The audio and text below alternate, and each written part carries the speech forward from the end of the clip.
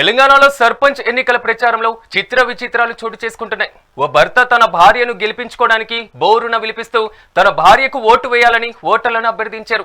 సిద్దిపేట జిల్లా అర్బన్ మండలంలో ఎన్సార్పల్లిలో బీసీ మహిళా రిజర్వేషన్ కావడంతో నాగుల ప్రశాంత్ వింత ప్రచారానికి పూనుకున్నారు.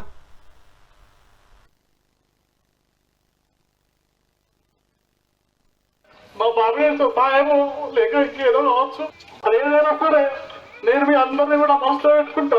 మీ ఒక్కసారి నాకు అవకాశం ఇచ్చి మీరందరూ కూడా గెలిపించాలి. మా భార్య చాలా మొత్తం లేచి వచ్చి మా బాబాయ్ వస్తుడు ఎంత అడిగితే సగమైన వస్తుండే.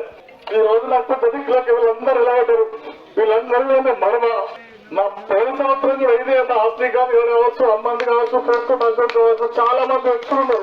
ఇప్పటికి వల్ల నిలవలేదు.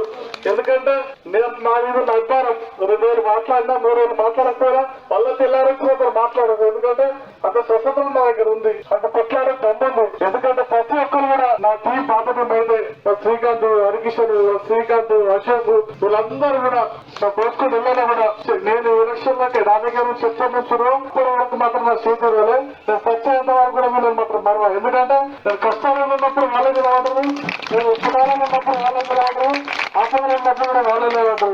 కాబట్టి మీ అందరూ కూడా ఈ గోల్ ముఖ్యంగా మా గోళ్ళ కుమార్ సంఘాలు అయితే నాకు ఇలా చాలా సంతోషంగా ఉంది.